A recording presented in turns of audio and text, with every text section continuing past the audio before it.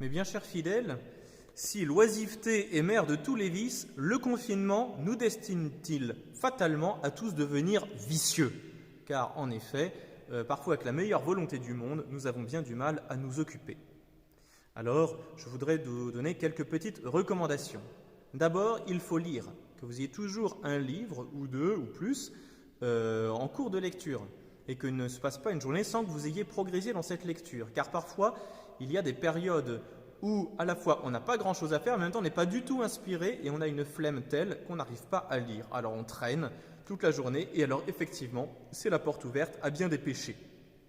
Ensuite, il convient, dans la mesure du possible, si vous arrivez à en faire, avoir du travail manuel à faire sous la main. Et qu'on soit manuel ou pas, c'est une très bonne occupation de l'âme, c'est très sain. Saint Benoît recommandait « ora et labora », prie et travail, et le travail permettait la prière. Et ensuite, il y a deux choses qu'il va falloir encadrer particulièrement, car même si on est confiné et que les horaires finalement ne signifient plus grand-chose, parce que qu'on fasse les choses à telle ou telle heure, ça revient au même, étant donné que personne n'attend derrière un résultat, il convient quand même de se fixer un cadre. Le cadre d'abord au repos. Si vous aviez besoin de repos avant le confinement, vous étiez un peu surmené, profitez-en pour vous reposer. Mais il y a un repos qui ne compense pas le surmenage, qui ne rattrape pas le surmenage, c'est le repos sans horaire. Et parfois, on n'est jamais autant fatigué qu'en confinement, quand finalement on a regardé des films jusqu'à pas d'heure, qu'on a mal dormi, qu'on se lève que le matin parce qu'on se dit qu'il ne faut pas trop traîner.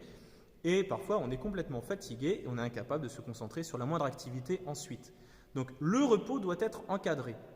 Et la deuxième chose qu'il faut absolument encadrer, c'est le temps que nous passons à faire des recherches sur Internet notamment. Et je vous donnerai comme consigne, comme recommandation particulière de ne pas zapper. C'est-à-dire que vous n'allez sur Internet, que ce soit sur ordinateur ou sur votre téléphone, que si vous avez quelque chose à chercher. Et forcez-vous à vous demander, à chaque fois que vous allumez votre téléphone par exemple, est-ce que je sais ce que je vais regarder ou est-ce que je vais regarder ce qui va se présenter?